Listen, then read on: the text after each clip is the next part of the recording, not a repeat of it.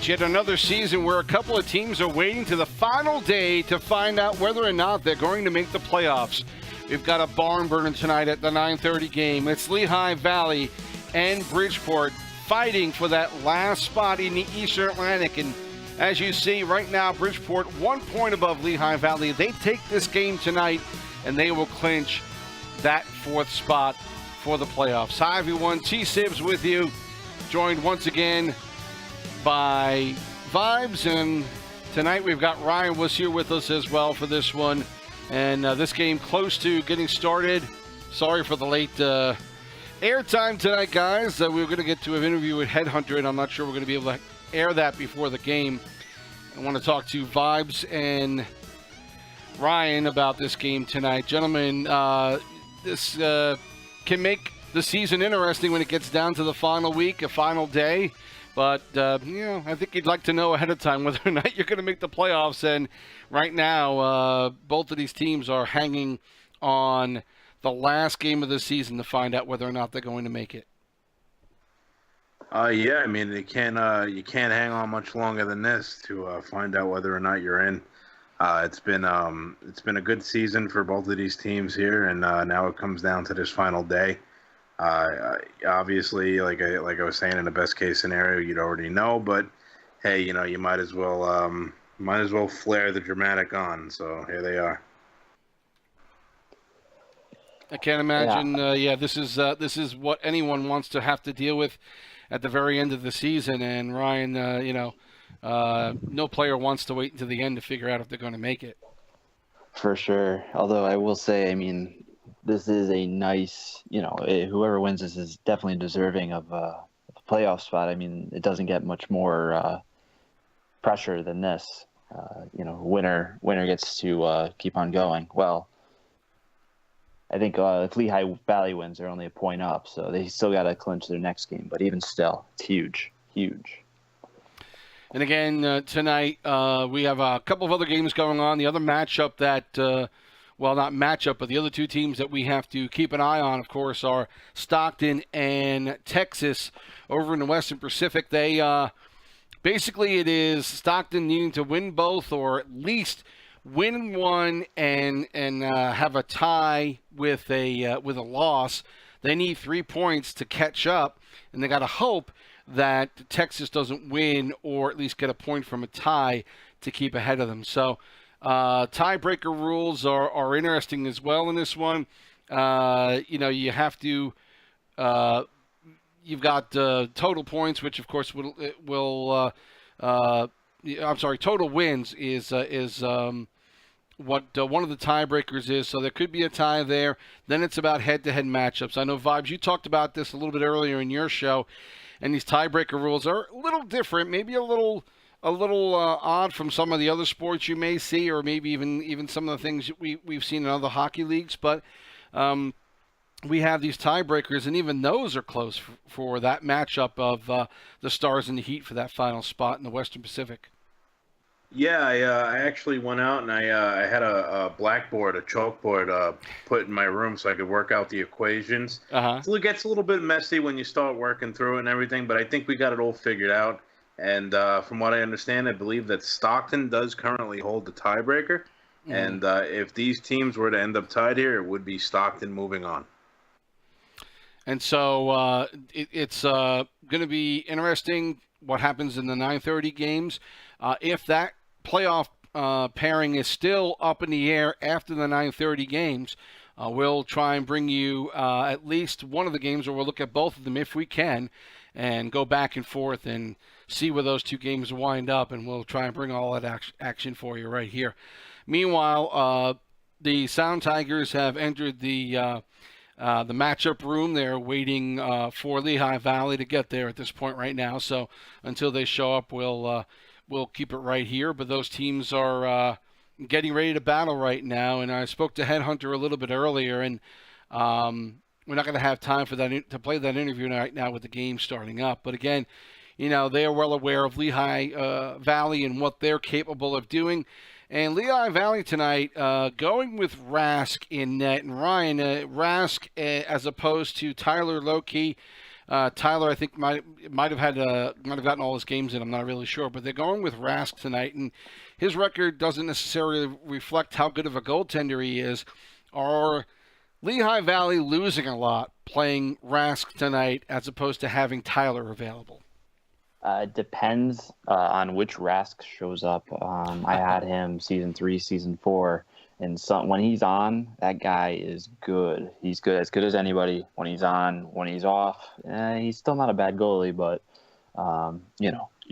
if I was Bridgeport, I'd be afraid of that Dr. Jekyll that might show up, where he's just unreal, makes every single save.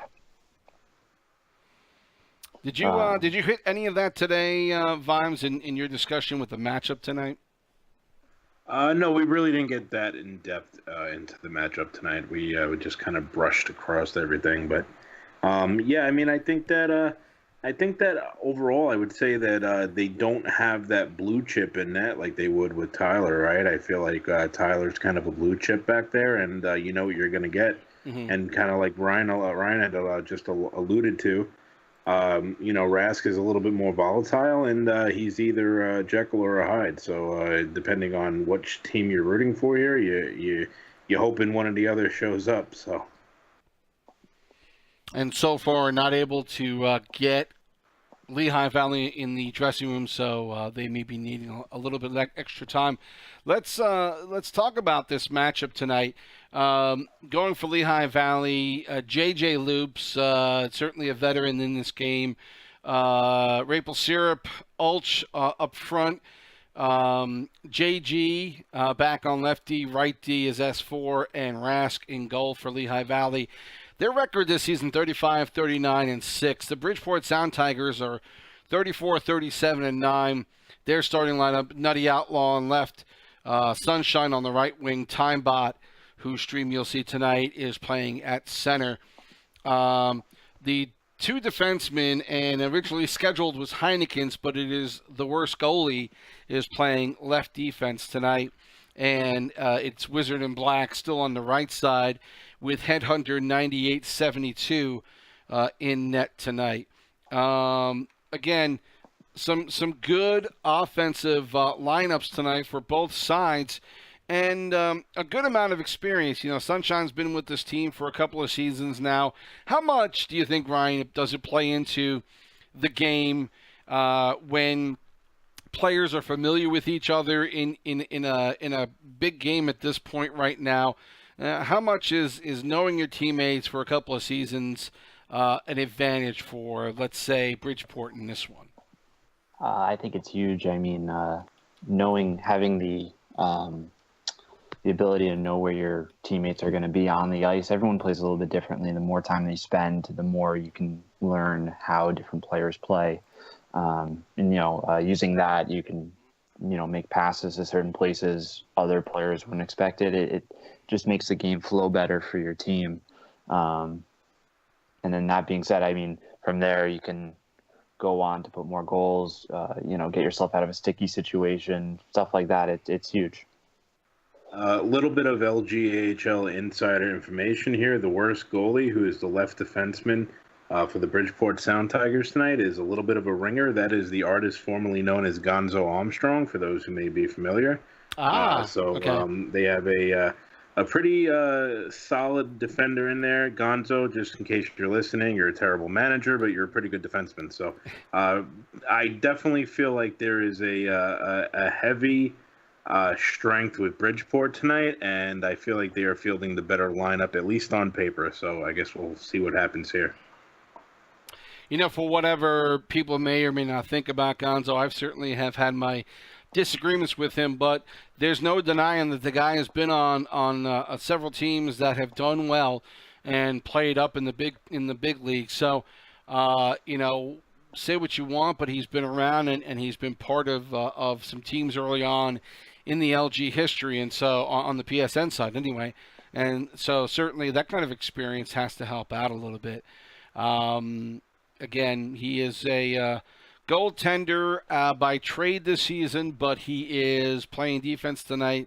And as you said, Vibes, he's got experience in that position. So That's the kind of valuable veteran you kind of like in this game. Somebody who has played a few different positions, and maybe the first few seasons you didn't know what someone could do because of that, but you actually can kind of tell now. Some of these guys who've been around for a bit, if they have abilities in different positions. Right, and I don't know what his position says on the site. I guess you're saying that he's a goalie, but yeah, he is. He's made his fill being a left defenseman, and he's a really good left defenseman. He's played at the NHL level in several leagues now, LG and the other league I won't mention. But he has a lot of experience going against some talented players, so. You definitely feel like him being there on the back end tonight is a huge advantage for Bridgeport. Lehigh Valley trying to get in the locker room. Everybody but their goaltender made it in, so that's going to have to reset.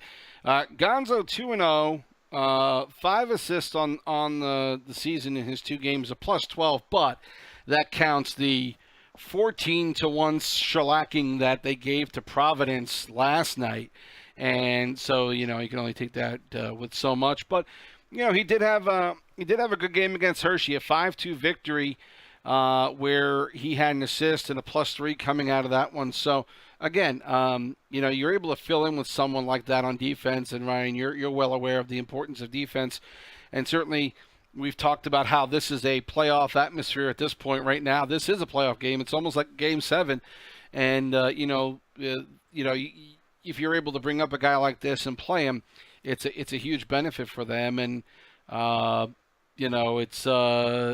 are several of those guys down in the CHL who have that ability, and this is good luck for Bridgeport to be able to have him. Absolutely, it only helps them. Heinekens is a great player. However, Gonzo is a phenomenal. He's an NHL quality player. There's no denying that, especially when he's playing defense. It really does. I think in my mind, I going into the game, I thought the game was pretty balanced. Both have some very good players going in. However, I think putting Gonzo in at lefty really kind of tips the scale, in my opinion, going into it. Should still be an interesting matchup going in, though. Their goaltender is going to be an ECU tonight. It's Viclaren, who we've seen, in this game. He has actually 28 games this season as an ECU, and I think that's part of the moving around kind of thing.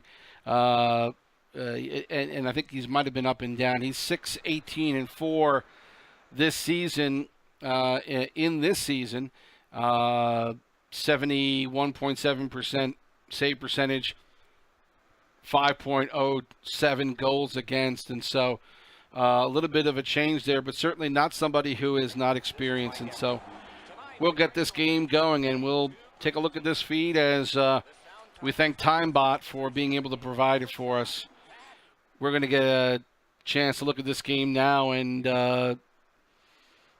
right away we're dealing with the fact that Viclaren in net, you hate to have something like that happen to you so late before a game. I'm assuming this was something late, or it could have been something that already was something that this team thought they'd have to deal with early on in the game, but early on in the day. But Lehigh Valley now dealing with an ECU goaltender who does have some experience and is not somebody they're just throwing in. But certainly in a game like this, that's a management nightmare at this point, Vibes.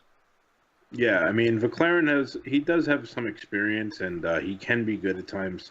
But nevertheless, you never want to go into a game using an ECU goalie. The ECUs are, TC players are ECUs for a reason, and you have the guys that you know that you want in up at the roster. So anytime you got to make a switch like that, especially last minute, it's never a good thing. Until this the one, other thing is it affects the psyche of all the players, going in. Absolutely. Where it's a giant. It's not like a minor change. It's pretty major not having your goaltender going in. Yeah, and it can definitely rattle. So right away, the goal scoring by Loops here for Lehigh Valley, taking an early 1-0 lead.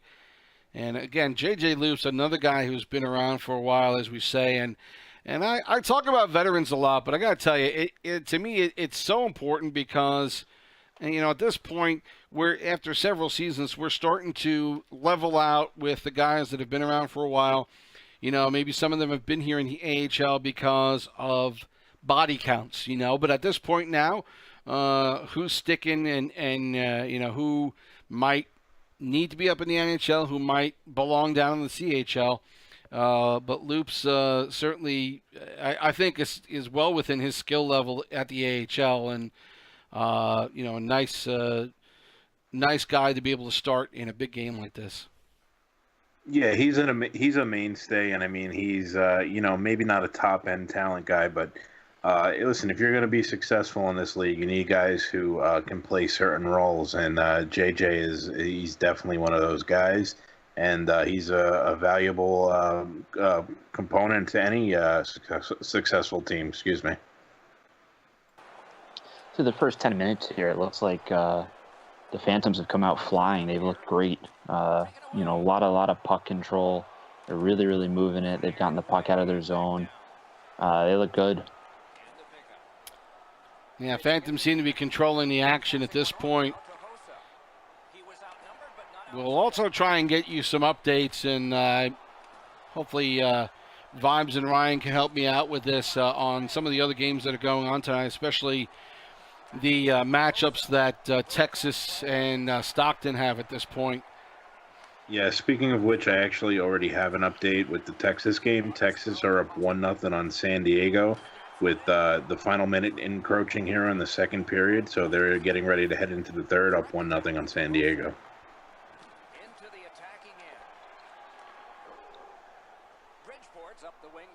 Yeah, it looks like they may be...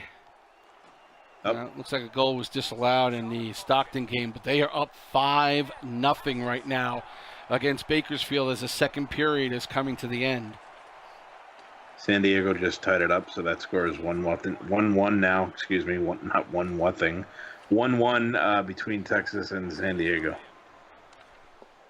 That Texas team's going to have a monumental task tonight. I mean, they have, first San Diego, who's red hot, and then they have Ontario. It's just a tough night. Yeah, it's true. And you know what? If they pull it off and they do it, hey, look, they deserve to be in. So for sure, we'll see what happens. I gotta be honest. I really felt tonight their best options that late game. I mean, San Diego on a winning streak like that, it is so tough to beat a team that may not have anything to play for, but really they do. I mean, who doesn't want to give that kind of a streak up? Yeah, absolutely. And there's Bridgeport tying it up late in the first here. Well, San Diego is playing. They are playing for position here. I mean, they are sitting at 109, tied with San Jose for number 2, and they're only within 2 of Ontario. So they, like they don't have to play for their lives, but they are still playing for playoff positioning, which can make all the difference. I think they're trying to help me be right about what I said about them ending up in, taking the West. I actually meant, when playoffs are over, that I felt like they can come out of the West after those 2 rounds. People were saying, are you saying they're going to win the division? Well, I wasn't saying that, but San Diego actually said, you know what? We took it that way, and we're going to try and win because you said so. I wouldn't have played that at all. I would have played it as I knew it was coming. I'm the smartest guy in the room. Yeah, you should have taken a Vibes approach. I was going to say, my name's not Vibes, so I wasn't that smart to figure that out.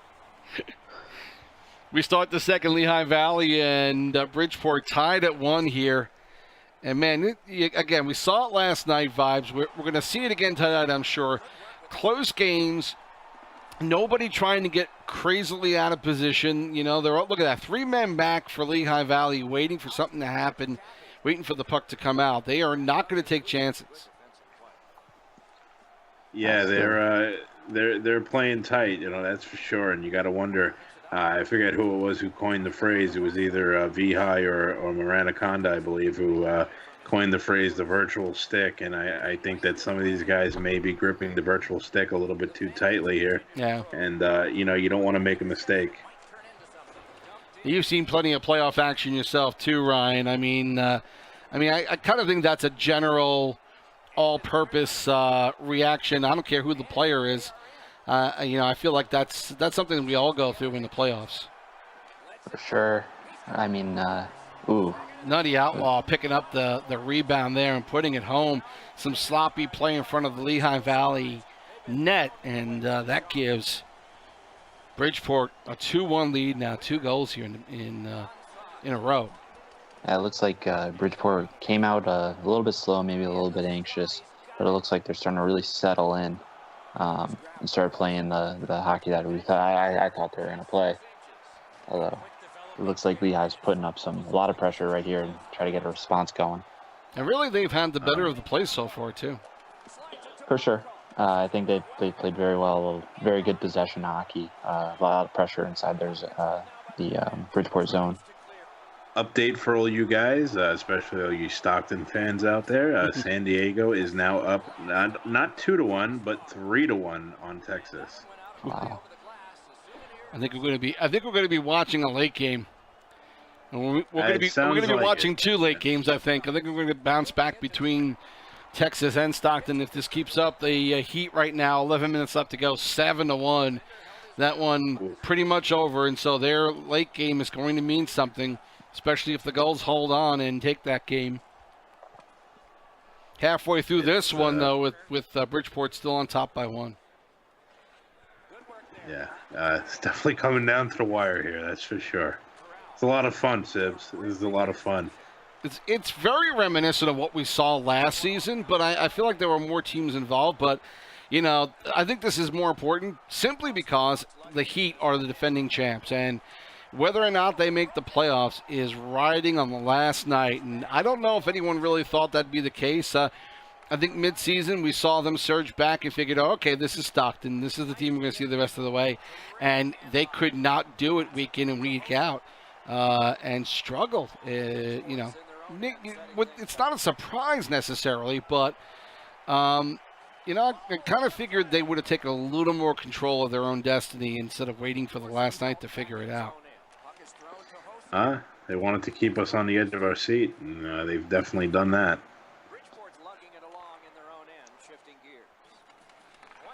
Yeah, you're right, though. It is super shocking that they left it in. I mean, a lot of their team is still intact from last season. The fact that it's come down to last night is kind of nuts. But then again, that also speaks to the talent levels of the teams within their division. I mean, the Barracuda have been good all year long. You have, you know, San Diego surging. Like, I'm sorry, I would say they're like a chainsaw right now, just cutting up anything in their way. It's nuts. 8-2 Stockton now. And looks like you have an update on the Gulls now, Vibes? It seems like they are still at, is that game over? Let me see here. It is 4-2 with only 6 minutes left in the third. And now it looks like we got Lehigh on the power play, taking in. Bridgeport was able to clear once and again.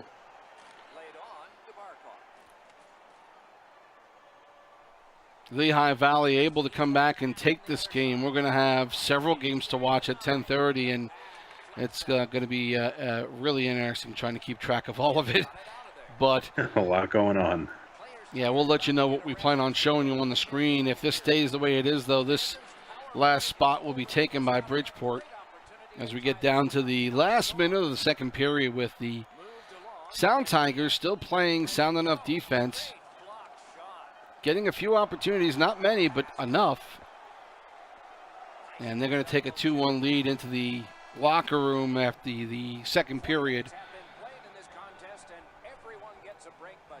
And Bakersfield trying to make a comeback now, 8-4 with 49 seconds left to go, but too little too late.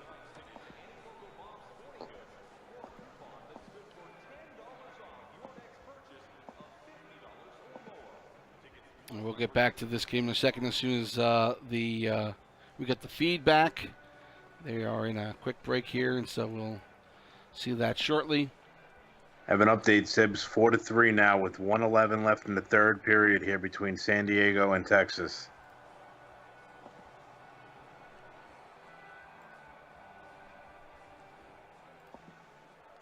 And Texas just scored to tie the game up 4-4.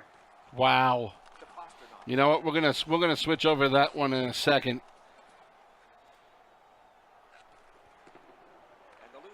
I'll see if I can get you who it was.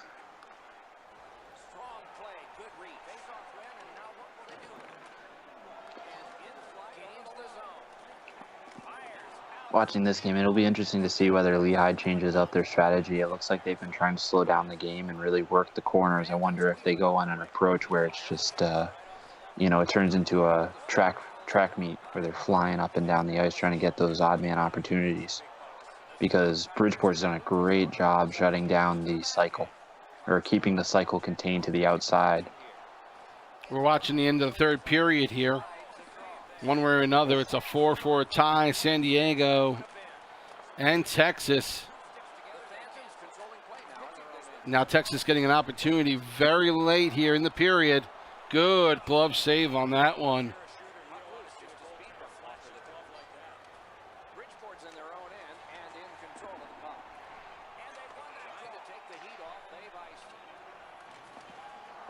And that period's going to wind up ending up here, San Diego. And we'll get to that. We'll get back to that game shortly. We're going to head back to Lehigh Valley, who've just tied it up on a nice goal, short side. Good opportunity there and able to take advantage of it.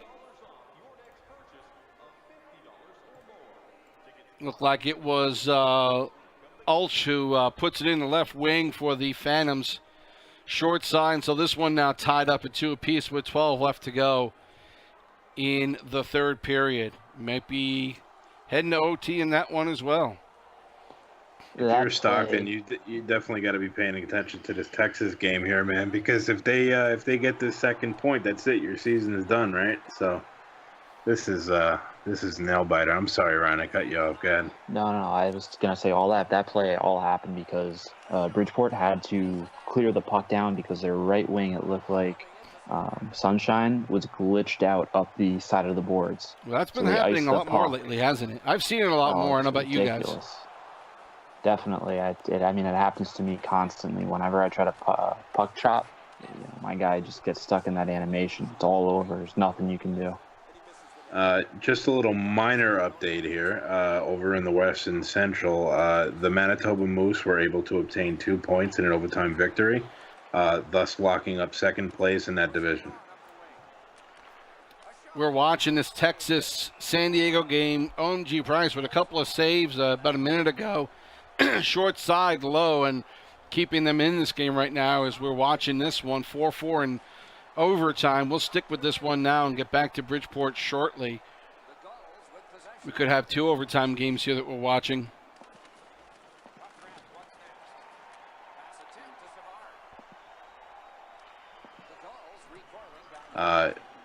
It is interesting to note the fact that Stockton were the ones who did end Texas's season last season, and now Texas has essentially an opportunity to return the favor. So let's see what happens here.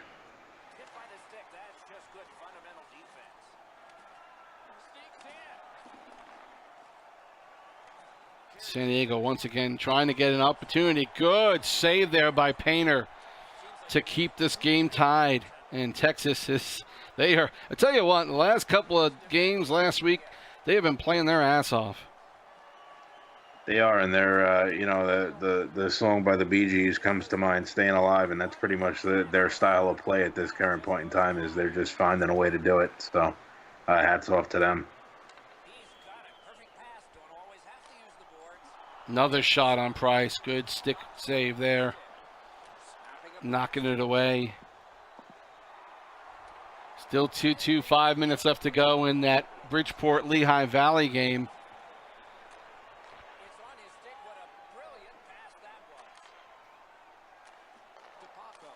Using the point, that one going wide. Oof. It's going back and forth. This really is playoff hockey at this point. Oh, definitely is.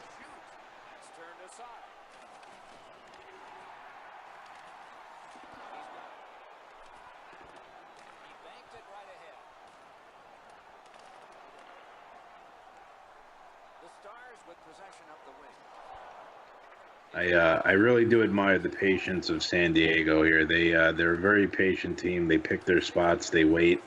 They see when it's time to strike, and then they jump on it. So you got to definitely have to appreciate that.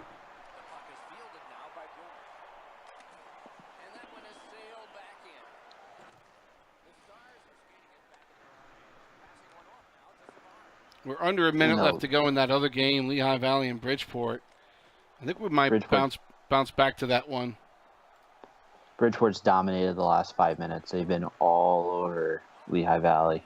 Shot from the point and good save there. Good glove save by McLaren. And they're taking a timeout. We'll head back over to the San Diego game.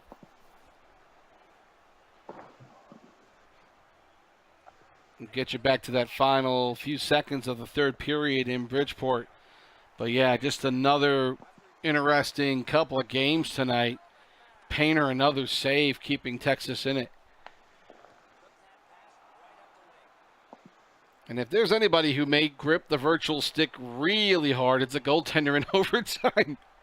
You would assume so, right? I mean, I guess you have experience with that, so you kind of know, but yeah. Yeah, I'm thinking no wild moves. You're staying in the center. You're staying with the shooter. You've got to rely on your defenseman. I mean, look, that's a regular, everyday play that you have to do, but they definitely have to stick to that right now at this point.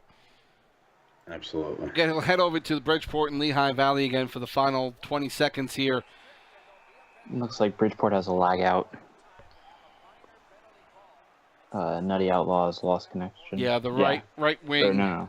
Right Sunshine. wing. Yeah, Sunshine is lagged. So after this period is over, if they cannot win it, there's going to be a restart. So we'll get back to the other game. But Texas going to the power play here in overtime. Yeah, that game's headed to OT. Flipping back over to San Diego and Texas, and I think we're going to wind up sticking with this one for a little while. Whew. This is... It's intense. Yeah, that's the right word, isn't it? This is, this is intense. Oh, point blank shot. And Price just not giving in, staying right where he needs to.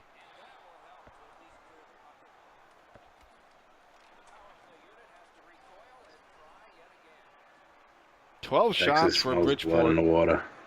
12 shots total for Bridgeport, 6 total for Lehigh Valley in that game. Seemed like there was plenty of action, yet not a lot of shots.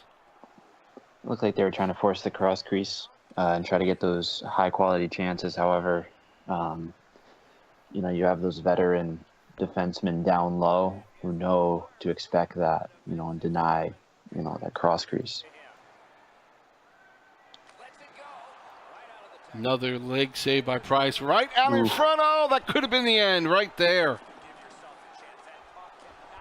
And this overtime is almost over. One more shot. Nope. Whew. Off the post on a wide open net. Price had just made a save, a little out of position, and not able to capitalize on it. 29 shots on goal after one overtime here for Texas, still 16 for San Diego. So the goals with more time on attack, obviously, but pucks on the net. I think the Texas Stars have proven it last couple of days, and tonight, keep it in this game with a very hot goals team by getting pucks on the net. In heading into double overtime here now. I mean, if you're Texas, and it seems like they're kind of doing this, but I mean, you're just putting everything on net, right? I mean, EA has it goes up exponentially, the chances of the puck going in as you move on here through the first overtime and second overtime. So just everything on net. Just keep putting it on net. Texas power play over and now an offside, so teams at even strength again in this one. Second overtime. Goals trying to keep a streak together, so they are playing hard. Stockton fans got to be on the edge of their seat. I know I am. I've been rooting for Stockton all season. And they're rooting for the goals at this point too. Yeah. Which has to be hard to swallow. And if the goals win this one, they're going to have to root for the rain right after it. Well, the enemy of my enemy is my friend, right? Yeah. Right, exactly.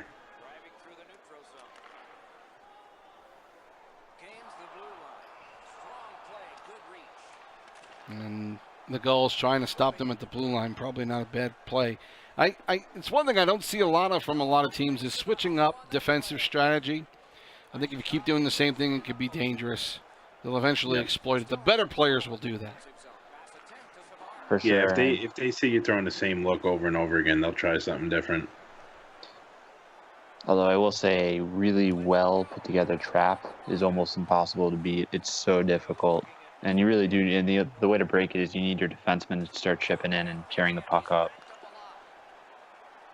Good defensive play, and now a 2-on-1 the other way. But good defense by Texas. Boy, they are coming back and helping out. Everyone's down low. 4 players down by the face-off circle. That was a 2-on-1, but more importantly, they had 2 trailers with them. They had 2 guys creeping in that they probably could have looked for there. Ooh, just missed on that shot attempt.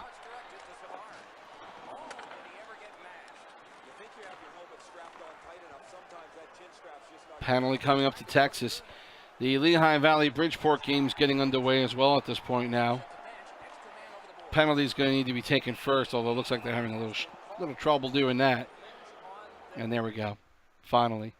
We'll switch back over to that game and bring it to you now until we get out of the timeout here with the Golds and the Stars. I mean, after a break like this for Lehigh Valley and for Bridgeport, and you're stalling a bit of momentum. What do you tell your team when this is going on, Vibes? What do you tell the guys in the lineup while they're waiting? Well, hopefully they're just ready to go, and they've been up as far as motion is concerned, and you would hope at least that it doesn't really have any effect as far as the delay is concerned. Lehigh Valley getting some opportunities here. We'll switch back after their power play is over. Pass in front, just missing, and good opportunity for the Phantoms, but power play is over now, and an icing going to get called. We'll flip back over just in time for a nice shot by the Gulls, but again, good save in front. Swarming are the Gulls, and finally, the Gulls have knocked off Texas in this one tonight. Wow. Wow. Tough loss. That so looks Sibs, yeah. If Texas loses this next game and Stockton wins like we're thinking they should, this is going to come down to another tie-break situation. Well, Texas, obviously Texas has a point out of this one. Right. So all they got to do is get another point in this second game here. All right, they just can't lose in regulation. They just can't lose in regulation. Yeah. Texas is now up by 2 at this point. 2 points. Yeah, yep. So a loss and a Stockton win. Now Stockton has to win. Now they can't get a tie and have a possibility. And Bridgeport scoring here in overtime, taking this one and knocking off Lehigh Valley. Another overtime game.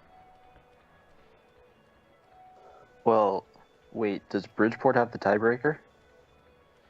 Bridgeport's going to be up by 3 points with 1 game left to go, so that means it's over for Lehigh Valley. They were up 1. Lehigh gains 1, so they're only up 2. Oh, it's true. Yeah, absolutely, you're right. I forgot about the overtime. So you're right. It is a 2-point lead. I'd have to look at the tiebreaker values. I'm not sure about that, but good point, though. I wasn't. I keep forgetting for the tie. You wind up getting a point out of this one. So we'll have to look at their matchups and find out what they were able to do season-wide for Lehigh Valley and Bridgeport. And we'll get that tiebreaker to you. Right now, if we look at the standings, and total wins. Let me bring up what we had tonight before the games started in the Eastern Atlantic. We had, let's see, 30.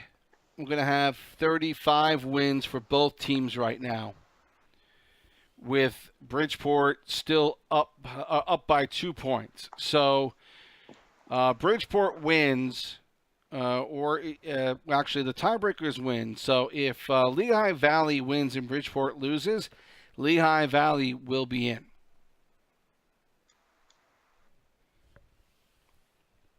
I believe that's the case. Now, I do want to bring up the tiebreaker rule, just to give people the ability to see that rule specifically. And as soon as I can, I'll get that up for you. But there are a couple of rules for the tiebreaker and what the first, second, and third tiebreakers are. And I want to bring that up as soon as I can get that up here on the screen. So fewer number of games played, but they're going to have 82 by the time the season's over. Greater number of games won. So if Lehigh Valley wins and Bridgeport loses, they will have one more win. That is the first tiebreaker that they would have. So Lehigh Valley has to win one way or another. If they don't win, they don't have any shot of making this in. So, Lehigh is still alive? Is that what I'm getting here? They are on life support right now. Okay. Yeah, down by 2 points now. And looking at the matchups coming up, it looks like Bridgeport plays your former team, Albany. Right. Who looks like they have a lot of couple guys who are just making their first couple appearances this season. Bridgeport had the opportunity to do something here which would give them the elimination point, and not able to grab that tonight. So actually, no, the Lehigh Valley got 2, Bridgeport gets 1, so they're both at 78 points. With Lehigh Valley having 2 more wins. That's how I'm seeing it right now. Right? Hang on, let me get my chalkboard here. Give me a second. 3 guys can't figure this out, can we? That's what I see right now. Right, Bridgeport had 77. Lehigh Valley had 76 points, down by a point. So the Phantoms get that extra point. So now by points they're tied, with Lehigh Valley having 2 more wins. Lehigh would have 77 points. Bridgeport now has 79. So Bridgeport's up 2 with 35 wins. Lehigh has 35 wins as well. If Bridgeport was to lose, they'd have 35. Lehigh'd have 36. So Lehigh has a tiebreaker, but they need to win. No. So 79. No, this is over. This is over. This is done. Because they were both at 80. They just played their 81st game. Bridgeport bumps up to 79, keeping Lehigh at... Oh, no, they gained a point, right? They went to overtime? So they're at 77, yeah. So 77. So they go to 77, they go to 79. Oh, sorry. Yeah, so you're right. Lehigh is 2 points behind in this final game here if it went to overtime. Right. Now, they're tied for wins. They're tied for wins. Bridgeport loses is they, or gets out of the playoffs, is they lose this next game in regulation, which would keep them at 35. Lehigh wins, throws them up to 36. Yes, right. He's right. So if Lehigh wins and Bridgeport loses, Lehigh is in and Bridgeport is out. Right. It comes down to that. Bridgeport just needs a point somehow. Right. Yes. Or they need Lehigh Valley to lose. Exactly. Yeah. Whew. Okay. Too much. All right, now that we got that taken care of there. Now, moving along here, I just want to say, do we have a stream lined up for both the Texas and who the heck are they playing again here now? Ontario. So we have a stream lined up for that game as well as the Stockton game, because if we don't, I want to know everyone who is in that game, because I'm finding you, I'm going to kill you. I don't have anything lined up for it. Well, I tell you what, we have to see who the starting lineups are for this one. But again, overtime games, guys. Regular season, do we see both of these games go overtime? I'm thinking that's probably not the case. No, I mean, it looked like both teams were very. Maybe not the other game with the Texas game. I don't think that game was as slow or controlled as the Bridgeport Lehigh game. That game was very, very slow. Everybody was, trying to trap and get in the right position and collapsing. Very, very tentative. I think that's the right word, tentative. The Texas San Diego game, not so much. I thought both teams were duking it out. I think that game goes to overtime in the regular season, no matter what. Providence is going to be playing the Phantoms, and if their 14-1 loss last night to Bridgeport is any indication, it could be an easy walkover for the Phantoms. We'll see if Providence decides to show up and to make this a competitive game for them in the 10:30 game. Meanwhile, as you said, Bridgeport playing Albany, who have actually been playing better of late, and Nature X was able to get some things turned around there. A lot of guys playing tonight, though, that are relatively new to this Albany team. So, again, you're going to see Nutty Outlaw. This time, Robo is in that game for Bridgeport with Sunshine. They still have Heineken's and Wizard in Black on D, and my guess is we're probably going to see Gonzo again on defense on the left east side. Headhunter back in net again in this one. So Bridgeport playing Albany, but playing a team that has a bunch of guys on there that don't have may have 4 or 5, 9 games under their belts in this league, and so. We'll see whether or not, in the end, that makes a difference for this game for Bridgeport. But yeah, it's this is where a lot of these ECU issues and teams really not making much of an effort at the end of the season really can hurt the competition in the end. And guys playing hard right to the end, and there are some teams that have been well out of the playoffs, and will they show up or won't they? And will they play with the idea that, hey, we do have something to play for and we can make it really hard on these guys? Oh, for sure. Playing spoiler is always a ton of fun. I mean, there's nothing better than, beating a team and crushing them. But back to the Gonzo point, I don't think he can play. I thought he played... as I recall, looking back at his stats, he had played 2 games this week, the 14-1, and then there was another game. I think it was this week. I'll go take a look now. So they may have to find another ECU other than Gonzo to play defense. And again, this point in the season to have to,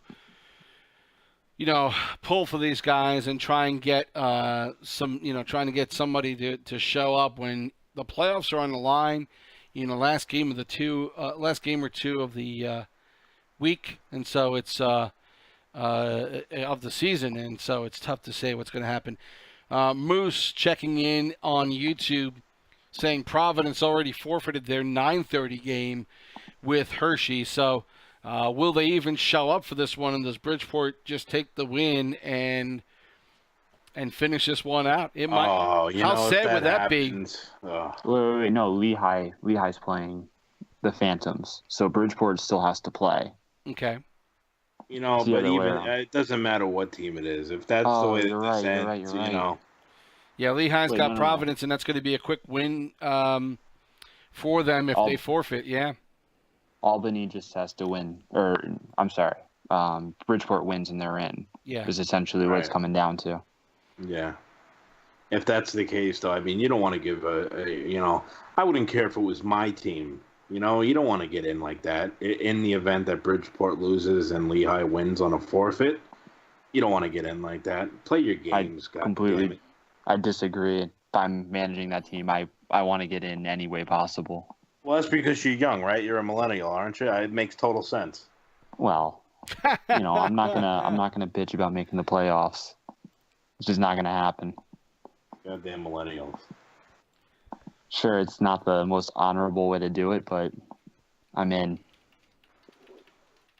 Listen, back in my day, we used to have honor, all right? We had honor. We fought for something. We didn't do this stuff, you know what I mean? We didn't want someone to just roll over and die for us. That's not the way we did it. Right, Tibbs? Tibbs will tell you. Back in his day, they used horse and buggy. Oh, sure. I mean, I think you still have a landline, right? So you're really not too far behind. we both did. You just reminded me my ringer's actually on, so let me get rid of that. The question is, was Vibes around for a rotary dial? Oh, of course. You kidding me? Yes, absolutely. That was the very first phone I had. But while we're talking about things like that, Sibs, I got to ask you, was Lincoln really as tall as they say he was in person? I'm not that old, but as most of my childhood, no video games. Not until, 15, 16 when I got Atari. I couldn't imagine. No video games. So you really do got to respect how far Sibs has come along here. I mean, he didn't have all this stuff growing up. No, absolutely not. He definitely has a learning curve, and he's mastered it well. I really must say. Moose is saying, as a millennial, you got to earn your spot. So that's good to hear from somebody on his age. That's good. He says he still has a rotary phone, so. I wouldn't doubt it. I could actually see Moose with a rotary phone. That would make sense. Probably how he gets into the Bat Cave. Millennials are weird, though. Like, I was in the city the other day, and I saw some woman with a pop phone. I don't know if you guys know what that is. You plug it into your iPhone, and it's like a landline. Like, the one of the ones you can put on your shoulder and talk and stuff like that. It was bizarre. Anyway, back to the hockey. We're gonna try and get Headhunter on here with us to talk to us about his game tonight and how his team is responding after this overtime and where they go from here. Headhunter, how's it going, buddy? How you doing? I think better than you at this point right now. Oh my God, that was a little too stressful. What we're hearing from Moose in the shop box is that Providence had already forfeited against Hershey earlier, so that might very well be the case with Lehigh Valley. We'll see how that works out. I'm wondering if that kind of works in your favor to already know what may or may not happen and just assume they're going to get to, and you guys have to go out and play this. Yeah, I mean, we're going out there. We're going for the 2, obviously, but all it takes is 1 to get in. Right. What was your impressions of that game? Again, Lehigh Valley is no pushover. I think they can beat anybody on any given day. I think they have that kind of talent, but that was a struggle, and it looked like they had a good portion of the offensive play. They seem to have had a lot of good opportunities and taking their time. So, what was your impression of how this one looked to you? Felt like both teams were, afraid to make mistakes. Everybody playing real positional hockey, which led to there was very few shots that game. And then, Sunshine getting stuck on the boards there early in the third didn't help, having to take the icing, which eventually led to a goal for them. But, got lucky coming back in overtime, getting that bounce out in front.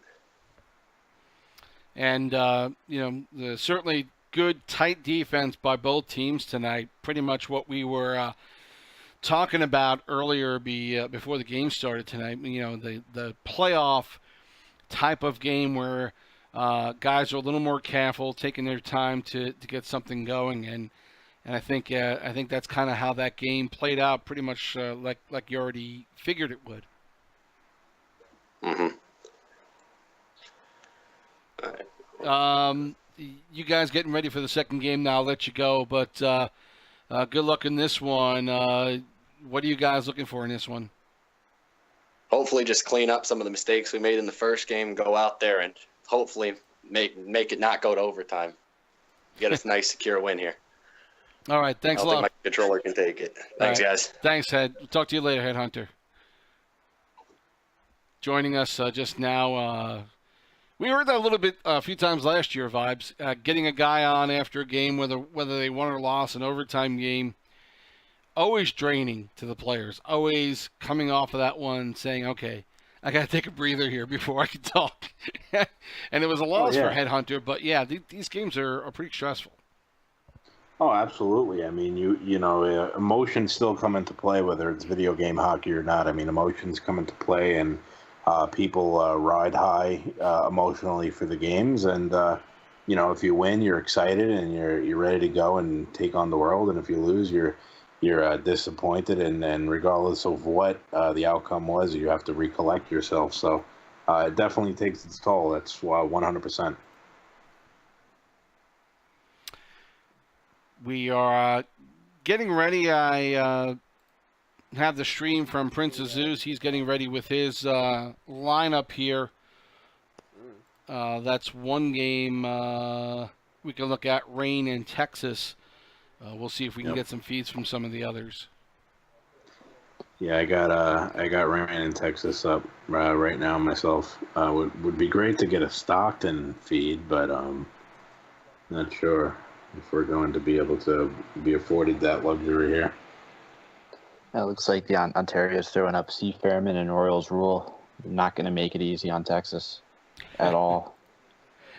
No, and you know what? I think whether you're secure in what's going on with the game or not, I think you almost have to say, whatever it is we're playing for in those last few games, we need to make sure we're putting a good lineup out there, and not, maybe in some regular weeks, Ryan, you might play your second or third line in the last couple of games on Thursday, but not in the last week of the season. You may have something to play for. The other teams may have something to play for. Oh, for sure. This is a big game for them. I mean, it's all about playoff positioning and deciding who you play against in the first round or where you are. Ontario has a chance to secure the Pacific. However, that means that they either play, Stockton or Texas. And then obviously if they, fall, they have to play the Gulls, unless the Gulls jump. Everything's so tight. It's kind of hard to say right now. Now that I look at it, it's just not set in stone at all. You got San Jose, San Diego, 2 points behind Ontario. Anyone can win that, especially if Ontario loses. Hang on, guys. I'll be right back. We are taking a look, as you mentioned, Fairman, Orioles, Hobson on the front line for the Rain. Drox, Big Bad Wolford on D, and Sam in net. He's been pretty solid all season. Texas has straight-up Hacks, Prince of Zeus on the wings, Fire Eyes at center, back road to Philly on lefty, Apollo 77.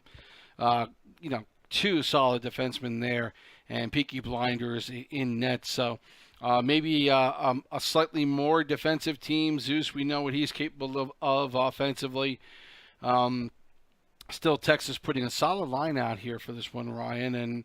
But like you said, the Rain countering with a really good offensive line. Orioles and Fairman have just been clicking all season long. For sure, I think it'll be I don't know whether I'd want to call it an offensive game. However, it looks like there's going to be a lot of goals scored. I mean, just looking at a couple of the players they've put out there. Not saying that the defense on both teams can't hold up their end of the deal. Apollo is a great defenseman, and back roads to Philly is one that has been consistently good over the last couple of seasons. be an interesting matchup here. Obviously, one that Texas really, really, really wants, if not needs, to win. So this game is about ready to go. As you see, both teams are gearing up here. This one, Rain and the Stars. Big game between these two teams, and the Stars needing a victory here. They can't afford to hope that Stockton is going to lose their game. They are playing well. They have been on a pretty good streak of late, and Texas had their own destiny in their hands in overtime, could not come through with it. Played incredibly well, though. You have to give the Stars credit. They didn't get manhandled. They played well in that game. It just you're playing an incredibly hot team. It's hard to beat them, period. And at least to take them that far in overtime, certainly something to hang their hat on for this game. And quickly they take a lead now. Good passing, good back wraparound on that play, and the Stars take an early 1-0 lead.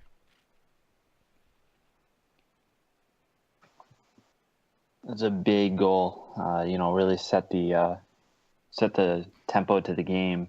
Show that you're going to come out in all cylinders. And this defense going tonight for this late game for the Stars, I'm a big fan of Apollo. I like his defensive play. He knows how and when to get involved in the offense without taking too many chances. And in this game, this is kind of what you need from your defense. You need defensemen who are going to stay at home when they need to and not take too many chances. Absolutely. He's a textbook defensive defenseman. He is phenomenal positioning himself and making sure he's in the right spot, at the right time, whether it's on the goal or in front of the net, to the side of the net, wherever he needs to be. He's phenomenal at positioning himself in the correct position. Still a little early, so we may have the other games starting up in a little while. Early for when games start in this league. It's 10:33, and so they all should have started by now, but we know that that's not normally the case. So we are going to stay with this game for now and watch as the Rain, while down 1-0, still seem to have good control of the game, and meanwhile Texas able to chase a puck down and get an opportunity here. You watch the Rain again.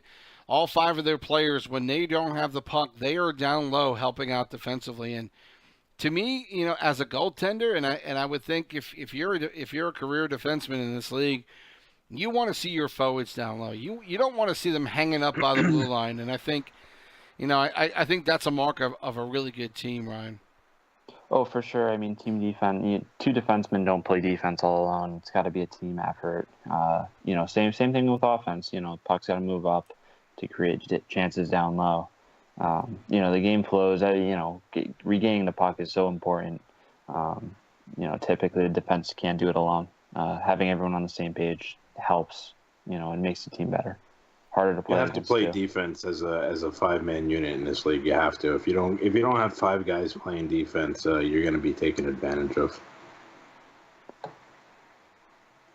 As a defenseman, I love when typically I'm playing lefty. My left wing will come down and help me. Like, I'll have a guy pinned up against the boards. He'll come down and help me out.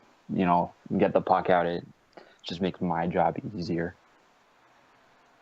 One thing I'm seeing so far with Texas is that, they're taking their opportunities when given to them. And so far, Ontario, like we said, is coming down low, helping out defensively, not giving an awful lot. But they made a couple of mistakes, and one of them has led to a goal so far, and a couple of other good point-blank opportunities for Texas. So, again, they aren't given much, but they're trying to take advantage of it. And also on the defensive end, so far we're seeing this defensive pairing back there for the Texans do what they need to at this point. Backroad and Apollo are staying close to home. They're watching those passes out front.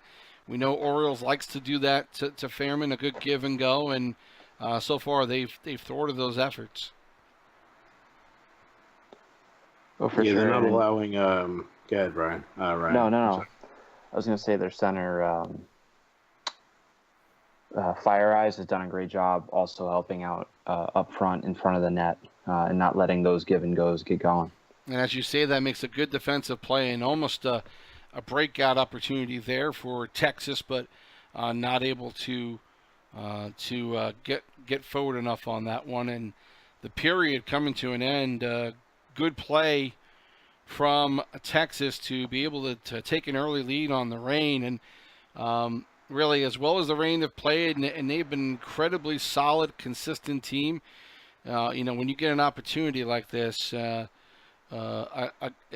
think this was the better of the opportunity tonight for Texas. San Diego, man, I tell you what, is it good for them to lose this streak before the season's over, or if they wind up losing it in the playoffs, is that going to cause them more damage? Obviously, if they lose it in the playoffs, it would cause more damage. But, you almost are tempted to say you'd like to see him lose a game if you're a San Diego guy. You'd almost like to see him lose a game before the playoffs. But in actuality, that's kind of a loser mentality. That's a loser way of thinking. A winner thinks to themselves, no, listen, we want to keep this streak going. We want to be hot moving into the playoffs, and we're going to carry the momentum that we have into the playoffs. So, it all depends on your outlook on things. And another goal, and Texas strikes again. Now, Ontario defense is having a tough time breaking out so far, and Texas has really jumped on that. And very quickly, the Texas team able to try and get a lead. Now it's you're hoping if you're the rest of the Texas squad, they continue to attack. This is one of those opportunities where don't get complacent with a 2-0 lead. I don't care if it's even midway through the third period. You've got to keep attacking, and don't change your play up too drastically. Good opportunity there by Fire Eyes, not able to connect on the backhander. Prince of Zeus with both goals in this game tonight. And we saw a lot of what he's capable of doing over the last couple of seasons. He certainly had some health issues last season and struggled for the second half with Chicago. But early in that first half of the season with HJ on his line, they did some wonderful things, and he's getting an opportunity to help this team make the playoffs. Good to see Zeus play a part in his team. Yeah, and it would be nice to see him be instrumental in them actually getting in, considering the fact that the team that he led last season had seen such a monumental collapse coming down the stretch. So maybe a little bit of a retribution for Zeus coming back here, not as a manager but as a player, but still retribution nonetheless. Not to beat a dead horse about what it takes for management. Oh, good try there. Straight up Hanks could not get a good solid shot off. He had a half the net open. But, last season is another reason why you say, okay, you could talk about the summer season, but we had teams collapse then. Good opportunity there for Zeus, but Sam able to make the stop. We had several teams collapse for different reasons last season, Vibes, and so that's anybody who's successful in the summer season, to me, as a management, you have to give them a ton of credit to be able to do it, in really what's an off season, and to motivate guys to play. It's, like I said, we saw several teams who were really good fail come the second half of the season, and to do it for 82 games is not that easy. Yeah, it's true, and it's really the second side to running a team in regards to management is it's not just the crossing your eyes and well, I guess you don't cross eyes, I guess you dot eyes, but dotting your eyes and crossing your T's, unless maybe you do, I don't know. Yeah. It's there's a lot more to it than that. There's kind of a psychological component to it where you need to get your team ready and wanting to win and wanting to play. And this summer season definitely makes it even that more challenging since a lot of guys find themselves detached at times, and wanting to do other things. And you kind of have to keep bringing the guys back, home to saying, hey, listen, we got a job to do. So it's definitely challenging this season. And just a quick update, it looks like Providence is not forfeiting that game between them and Lehigh Valley. They're showing up and playing it, which is always nice to see so that they can, quote-unquote, earn it. Millennial. Well, yeah. We'll show you some of that game as well as we get along here. We'll finish up this second period before we switch over to that game, but and that's the only one that we're seeing right now that has a stream available for us. Gulls Barracuda. If we had nothing else going on, I'd be watching that game right now too, because that's going to be a fun one. Oh, for sure. I was looking actually in between games. I was looking at the lineup in that. It's phenomenal. A lot of talent there. Coming out of the last minute here in the second period, Texas playing solid defense, good goaltending all around, still with a 2-0 lead. The Reign trying to get one more opportunity here as the period's coming to an end, but good play behind the net. And that very important second period shutout still intact for that team. And we will get you over to the Providence and Lehigh Valley game now as well. No score as you see now as we're in the first few minutes of this game. And Providence certainly looking to play spoiler here in this one.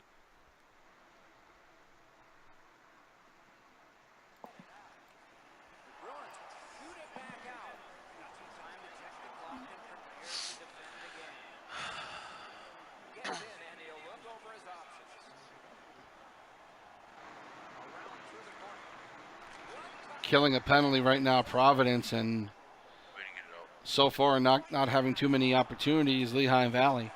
Good hit. Good defense being played. Oh, way to get there. We're going to get some of their, as the audience is able to hear, we're going to get some of their party audio as well, but it still makes for a fun night.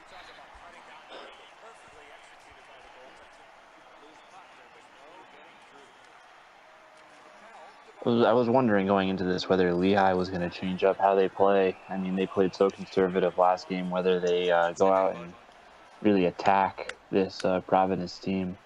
So far, it looks like they've kind of tried to, cycle the puck and be a little more conservative, but then again, they've also had the power play, so you're going to see a lot more cycling due to that. Oh, shit.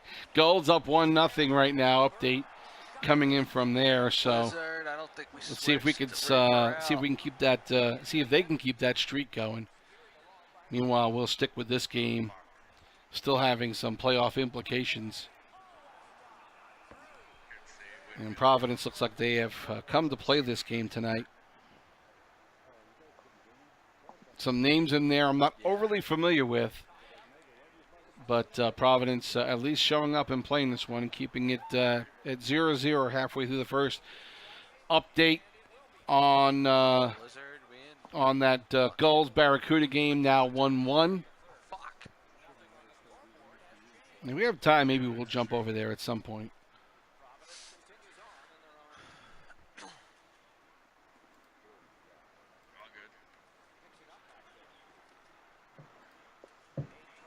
Update in a game that means absolutely nothing at this current point in time. The Moose are up 2-1 on the Iowa Wild. Means nothing, but at the same time, these are two teams that will be going head-to-head in the first round. So 2-1 lead for the Moose in that one. Does it not have? Oh, that's right. You were saying that they that. Yeah, we're done. We clinched. We're in. We're number 2. Sorry. You suck, Iowa. See you first round. Wow. Bitch. Weren't you telling me how much honor you had?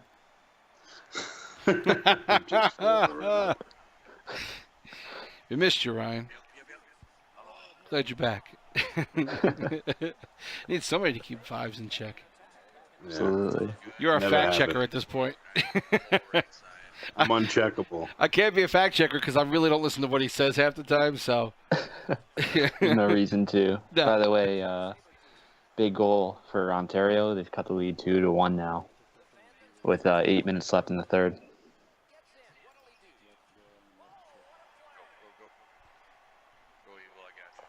Barracuda up 2-1 now. And Providence. Woof. I was tied up the game 2-2. Still suck.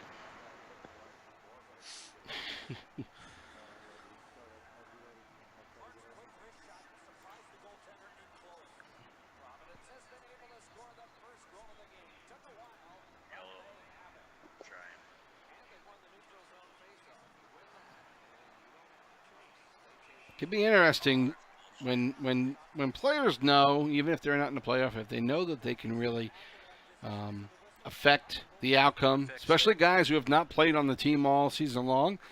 You know, it's not, you know, they have that to look forward to, but they also have the ability to show others that, you know, maybe they belong up in the AHL. So I think that's part of the thing that a lot of TC players don't realize is it's not just filling in for an AHL team. It's your chance to get an audition, basically. And a lot of guys make their way up, you know, from that. One of the factors when we were scouting last season that I would look at is major games played, especially, you know, when you're coming up from the CHL, you know, who have you played in the AHL that's good and what have you done against them? Right. I think that's a super telling, you know, thing, whether you can, you know, sink or swim up at the AHL level. We're going to switch back over to that Texas game as this period comes to an end. We're under 3 minutes with Texas up 2-1. And we'll get back over there as the time on this one is running down.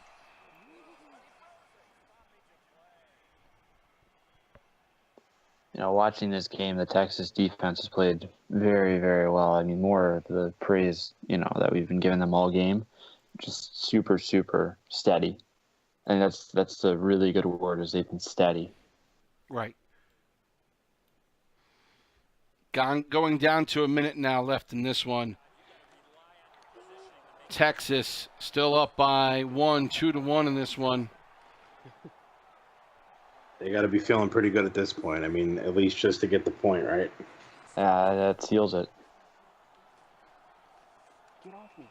Yeah, I mean that is the point. One way or another, that is the point.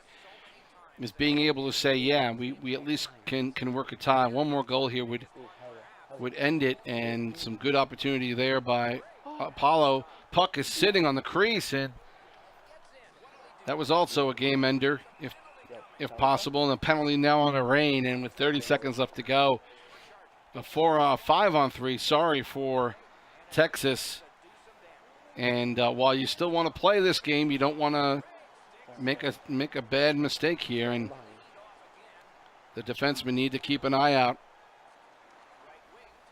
Apollo just getting it out. Now, unfortunately, they beat the icing. Nice play on that one by Hacks to beat the icing. 7 seconds left to go. Good swipe back right on net, killing more time. And Texas is going to win this one. And the Stars are in. A well-deserved victory. That was awesome to watch. They played a fundamentally sound game. Terrific to watch. As that's happening, Lehigh Valley's tied it up now. It's 1-1 with 15 minutes left in the third. Or second, I'm sorry. Right. Zeus with a pair of goals in that one. We'll get back to that game in a second. And as you can see. You know, I just want to point out that, I mean, I said it weeks ago that Stockton didn't have a chance coming down here the stretch. And, you know, we all knew that they just didn't have it this season. And, sorry, guys. You guys couldn't do it. We all knew it was coming. What? Yeah, they didn't have a chance, except they did. Well, I mean, everybody, kept saying, yeah, Stockton this, Stockton that, Stockton's going to make it. And I kept trying to tell everyone that it wasn't going to happen this season. And, it seems that I was right. I think User and Ryan, I hope they're listening to this because you guys think I'm the enemy. I think it's time to pick on Vibes for a little while. I tell you what, though, they had a heck of a string at the end. And, we talk about San Diego's run, but, Stockton was on a pretty good one themselves. Entering this week, they had been 8-1-1. And, they continue to play well this week. They're 8-2 in their last 10. Again, continuing to play really good hockey. Other than San Diego, the hottest team in that division right now. So the Heat made a run, fell short by a game or two here that could have made the difference. And so the defending champion has fallen, and we're going to have a new one this season. And I don't know if we ever really saw a defending champion really stay in it as long necessarily in the regular season as they did. I'd have to go back and look. But it was a lot of folks early in the game. Nice save there. Providence still keeping Lehigh Valley in check as the Phantoms have a 5-on-3 for another minute here in this game in the second period. Stockton, we saw who they had coming back. I think a lot of us anticipated them to be there and to be able to contend, maybe win the division again. We knew the Barracudas would be good. We saw their management. We said, okay, Ducks is there and they'll do fine. Ontario again, great division, but you still felt like maybe Stockton, could still take this, and they just struggled to try and even make it in the playoffs and couldn't do that. So I don't know if that speaks to they're not as strong as they were last season vibes, or this division is that much stronger. I think a little bit of a combination of both. I mean, I don't think that Stockton was as strong as they were last season. And also, the division is a lot stronger. I mean, you got teams like the Barracuda there, obviously San Diego, who just doesn't lose anymore. And let's not lose sight about the Reign. So it's just a really good division, and Stockton not as powerful as they were. And unfortunately for them, they were not able to even get to the playoffs this time around. And you got to give credit to Texas. I said it all along that I was rooting for Stockton and pulling for Stockton, and I did think that they were going to be able to get in there coming down the stretch, but they just couldn't quite do it. So hats off to Texas, and Stockton, you suck.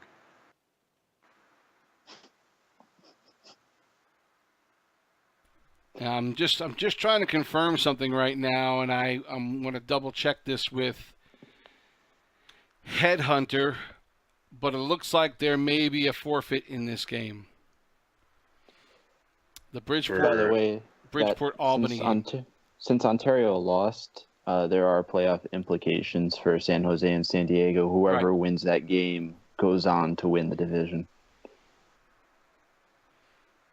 And we'll try and get to that game here shortly. They are 3-2 right now in early in the third, or at least a few minutes into the third. So, and it's Barracuda, by the way, leading this one. Now it's tied at 3, as I'm just getting an update on that game. So we'll get to that game, but I want to double check that there is an Albany forfeit. If that's the case, then we are looking at Bridgeport taking it no matter what Lehigh Valley does in this one. Which sucks. Yeah, Headhunter is telling me that, it was a forfeit by Albany. So this Lehigh Valley Providence game even with Providence leading right now, is not for anything at this point, as Bridgeport looks to be getting the forfeit victory for that one.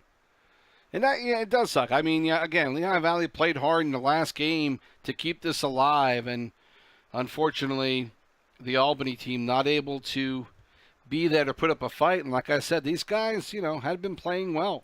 Really kind of figured they may give some bit of a problem to Bridgeport, but not able to show up for this game, and so that winds up being a bit of a problem.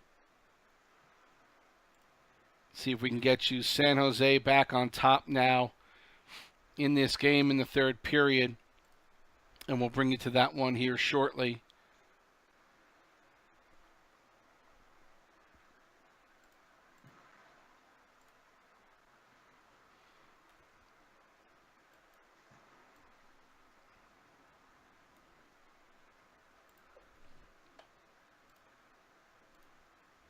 .7:30 left to go in the third period, as you see San Jose up now 4-3 on San Diego.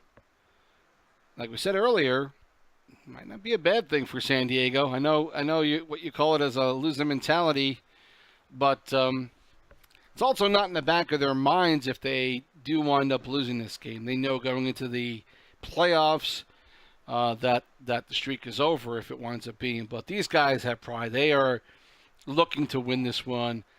This is the way they play. So let's bring you the last 6 minutes of this game in regulation, at least. More than enough time for this Gulls offense to do something with it.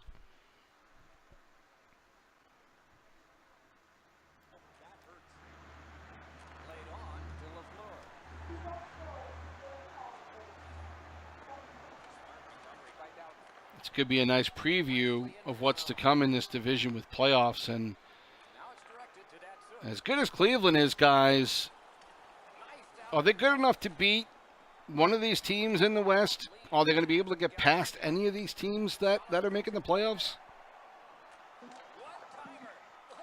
I'm sorry, I lost you there for a second. Cleveland? Yeah, Cleveland. I mean, obviously, we've seen a lot of this West Pac division. And, Texas has played incredibly well. Maybe that's the better matchup if they want to play anybody. But more than likely, there's a good shot they're going to play San Jose, Ontario, or San Diego. What's Cleveland's chances in this one? If it comes down to that, if Cleveland's the team that comes out? 0, because they got to get past us first. Good save by Trash Clown with the skate. We're under a minute left to go in the third here. San Diego just can't get any offense going right now. Speaks volumes about the parity in this league. I mean, looking at the Western Conference, I see 6 or 7 teams that legitimately have a wonderful shot. Game tying goal by San Diego, 4-4, 30.7 seconds left to go. Just back on the Cleveland point a little bit. One thing of note, Siege had to put in for IR this week, so she won't be available for the playoffs for week 1. Certainly people talk about whether or not a defenseman is as good as their record. I think Siege gets a lot of criticism for that, whether it's rightly so or not. I'm not going to make that decision, but I think when you lose a defenseman on a successful team, I think it's a mighty loss one way or another. Cleveland maybe again getting into a little disarray as the season comes to an end, and so losing a defenseman like that as you head into the playoffs, not a good thing. No, never a good thing. Hey, Sibs, I just want to point out here. I just want to point out the fact that this Barracuda versus Gulls game is in fact for number 1 overall in the division, because they will have tied Ontario. I'm not sure if you said this, but they will also have the tiebreaker over Ontario. Right. So whoever wins this game will take the number 1 seed. Deer Hunter had mentioned that earlier to me today, if things had worked out. Like I said, these guys are looking to – they want the overall in the regular season. They're not happy just making the playoffs. They have been playing hard for the last several weeks, to accomplish this, and it would be interesting as we watch overtime start here if they're able to do this. Yeah, it's just kind of interesting the way that played out, where, Ontario is currently ahead of both of these teams. However, the team that wins this will be number one.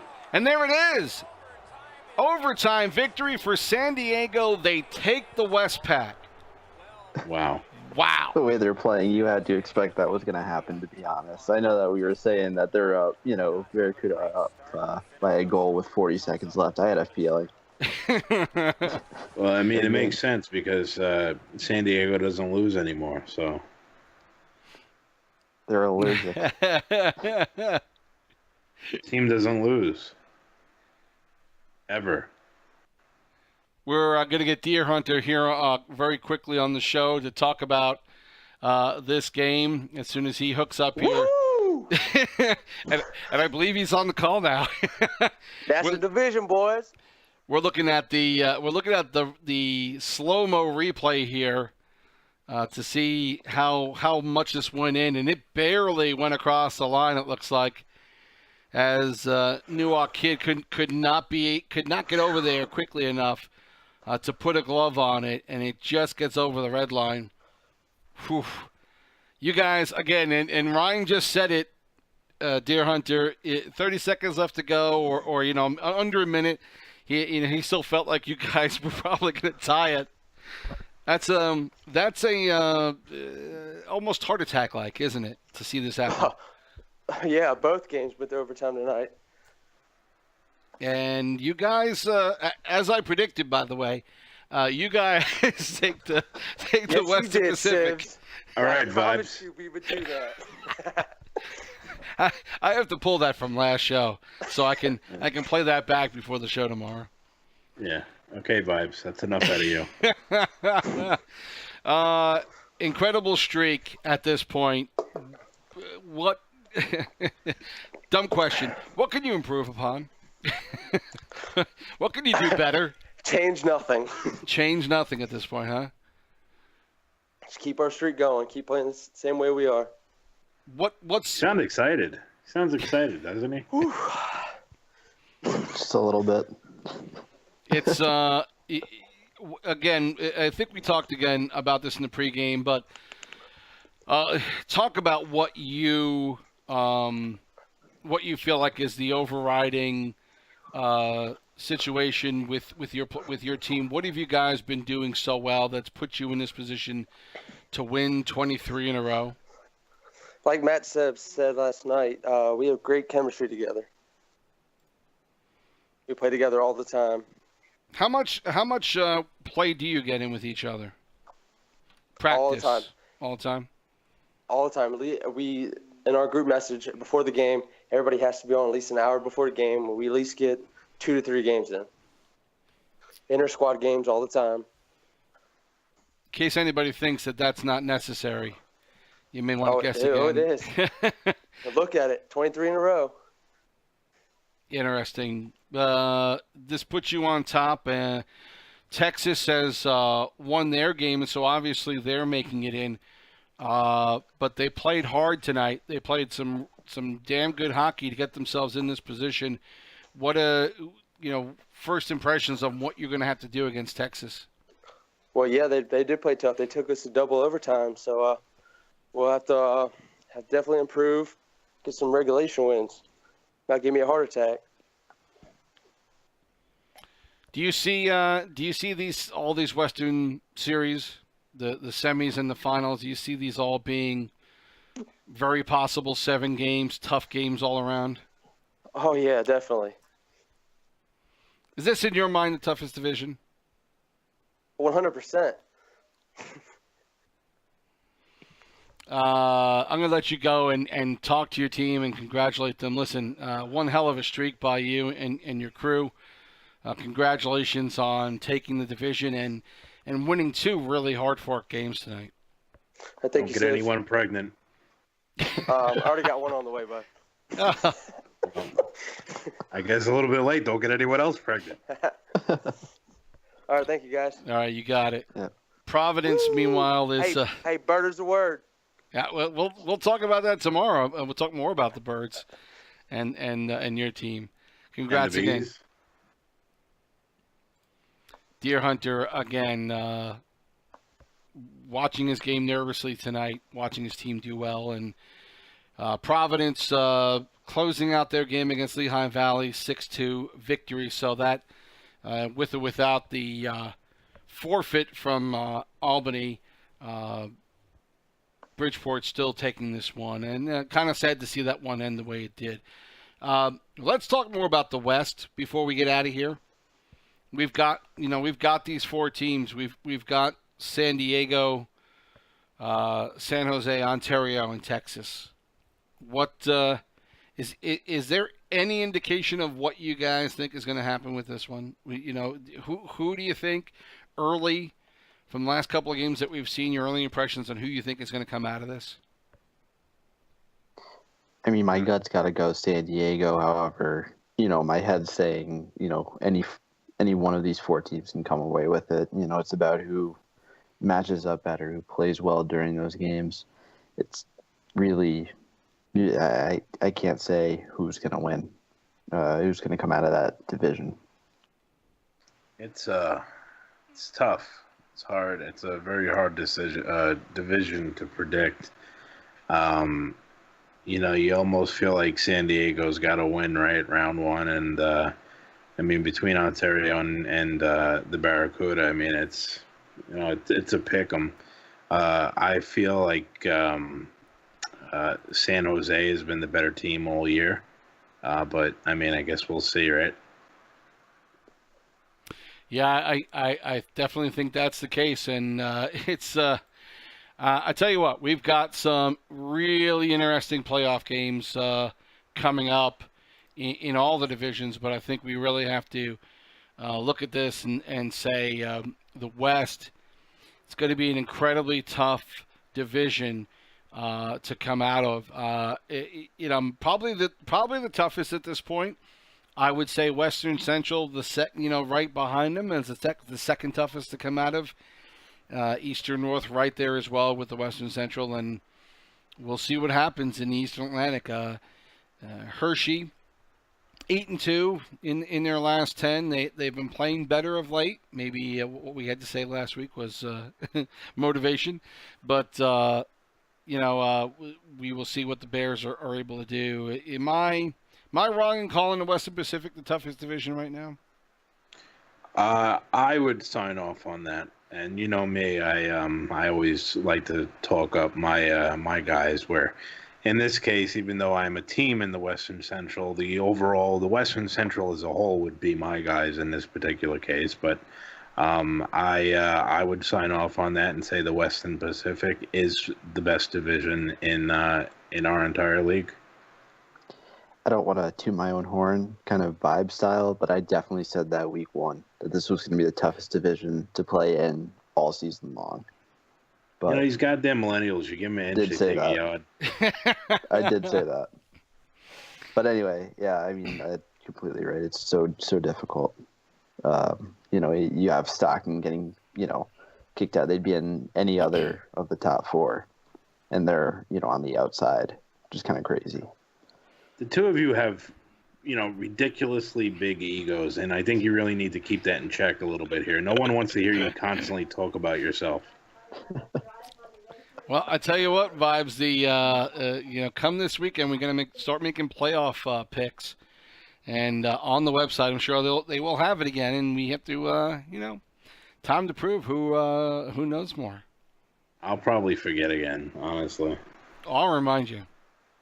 You're gonna make picks on the show if I have to drag them out of you tomorrow night. I tell you what, Sibs. There will be no repeat of last season with me picking 14 out of 15 games correctly. This is a lot harder to pick. Well, yeah, I agree with you. I think it is a little harder, maybe even moderately harder to pick what's going to happen this season than what we saw last season, because some of the better teams. We saw what happened in Toronto, what happened to Cleveland. We could see that coming. We were not shocked that they were going to be getting knocked off. And so it was more predictable. I these really good teams that are, in the playoffs right now, we're going to see a lot more wrong picks in the first round, second round than maybe we would have thought of, and certainly what we saw last season. I think, I think we could see a lot of different things happen. We'll talk more about that tomorrow night on the show Vibes, I guess, and hopefully we've got Ryan for that show as well tomorrow night. Most likely. Most likely. I would say yes for now, but okay. Yes. Unless he's going to be out doing millennial things.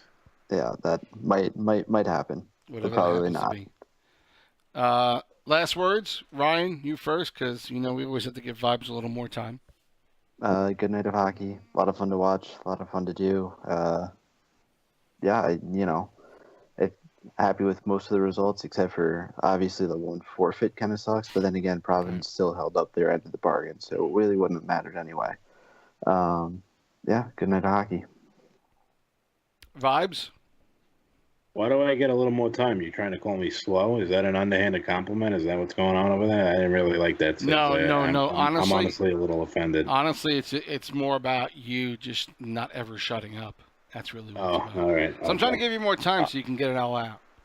All right. So my last words here is the forfeit absolutely sucks. Mm-hmm. Who was that? Was Albany to Baker? Not Bakersfield. Bridgeport. Yeah. That sucks, and you're a terrible person for forfeiting, and all your players are absolute pussies. Excuse my language.